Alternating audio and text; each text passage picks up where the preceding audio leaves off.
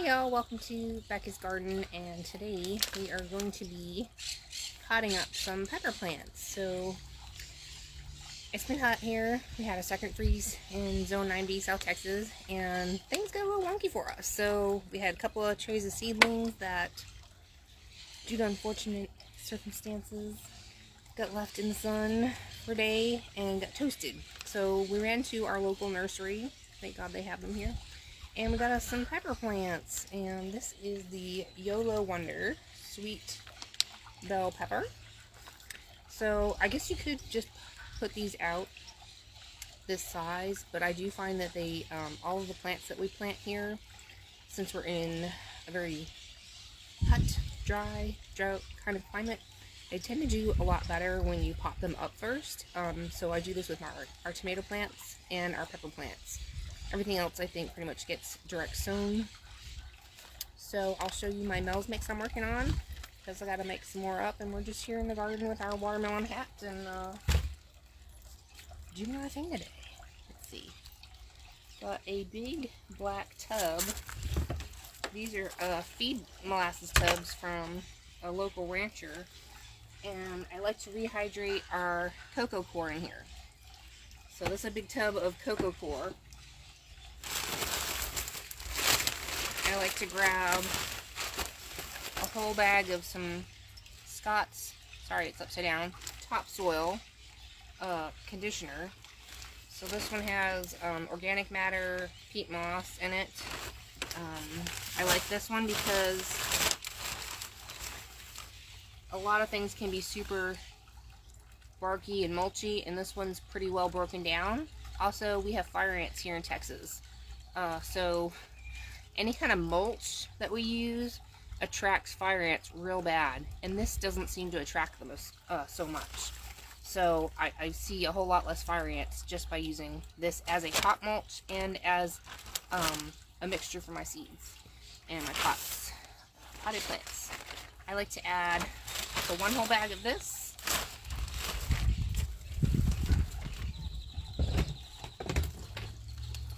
2 big 8-quart buckets of cocoa coir, a bucket of perlite, a bucket of vermiculite. This is for drainage. This is to hold moisture. A bucket or 2, depending on how you like it, of peat moss. This also helps with drainage and moisture. Let's get on it. We got half a bag of the Scott's, and then here's my cocoa coir.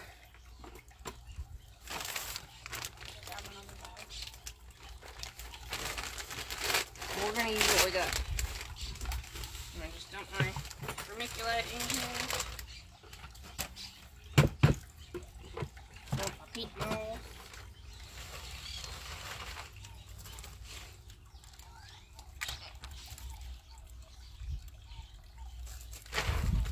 That in there. Alright. So it's a separate bucket. Dump some more Scott's topsoil. The rest of the bag.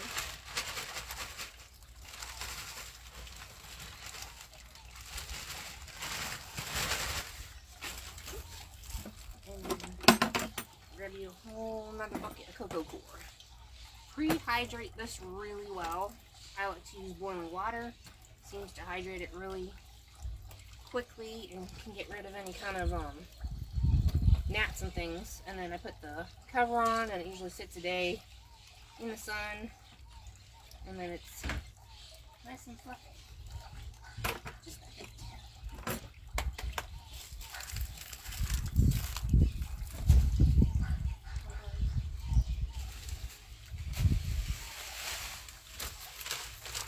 A bit more of this.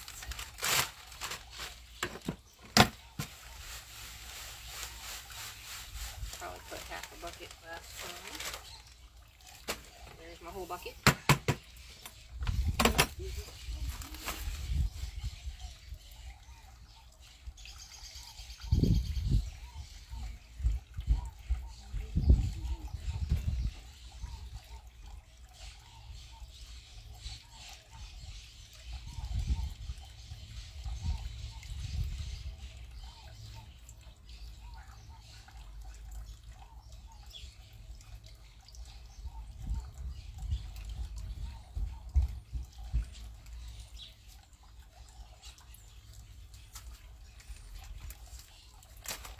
like me, got a lot of things going on.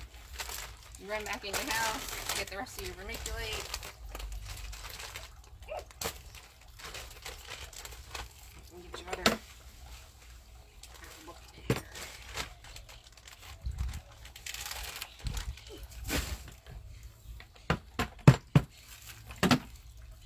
And then just do all the mixies.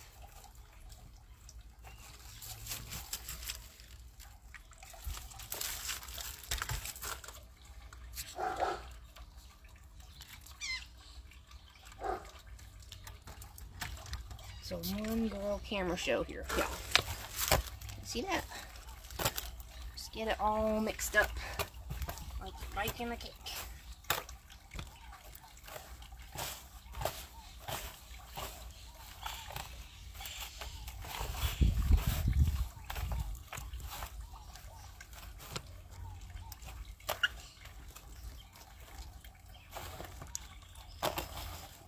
So I like to keep this as a sterile soil mix.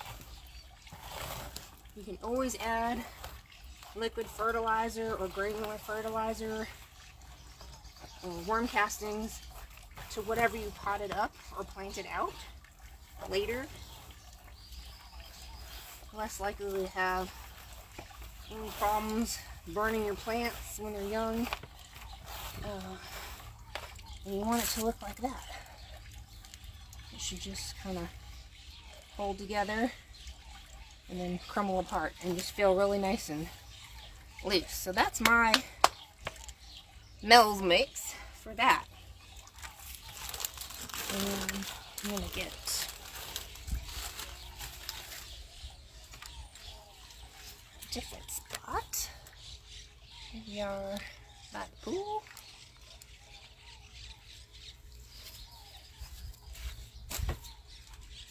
Grab the pepper plants.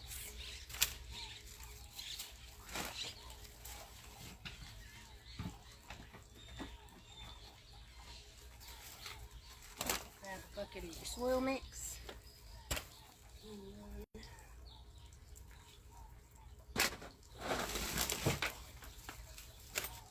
Peppers are good feeders, so you do you, but we're gonna pot these up a little bit with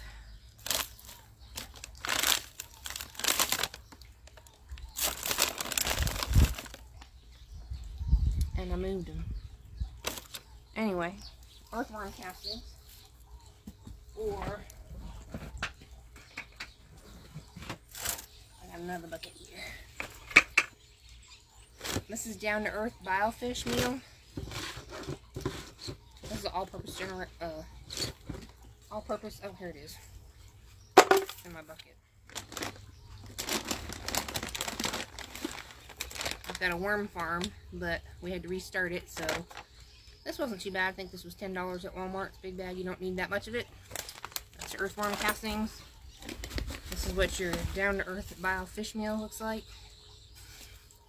And those are really good. Now, if you don't have a bunch of extra pots laying around because you bought stuff at the nursery, you're more than likely to have some sour cream cups, yogurt cups, things like that. I like to save them, wash them out, and I tend to just take a knife, sharp knife, and make 2 pokes through the bottom. And I'm going to put a little bit of soil mix in. And then this is how I get them out. I just kind of squeeze them, push them up a little bit,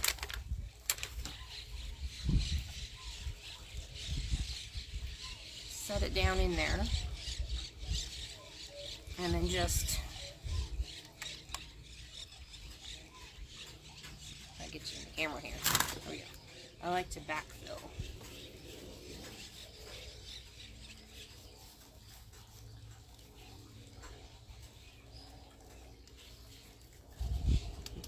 Tap it so the soil goes down the sides, or you can also do the little finger squish, poking down to tuck it in, and then you can do, like I said, just a little pinchies of some earthworm castings, and then we'll water that little seedling guy in. Good morning, Brenda. How are you?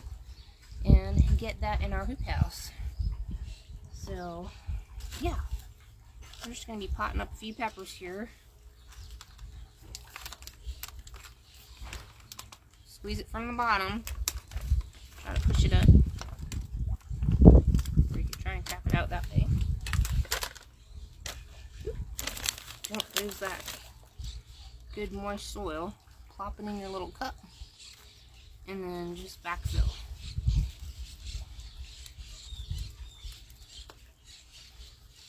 You can do the tucking in with your fingers. You can tap the soil down like this. And then just give it a good old little pinch of some earthworm castings. And then we'll get that watered in. So, let me show you where we're going to bring these. I've got our chicken coop hoop house that's got shade cloth, 30%, and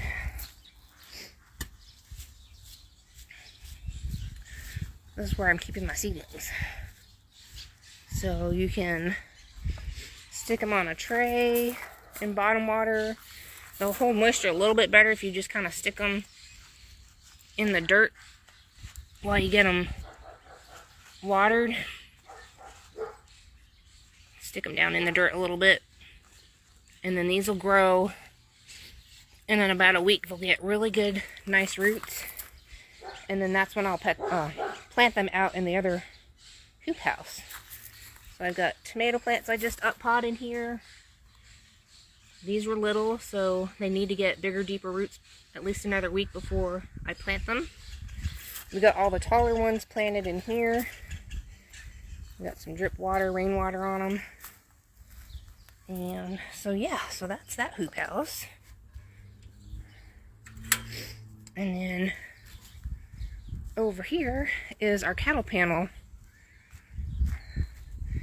hoop house. And I've got a few spots open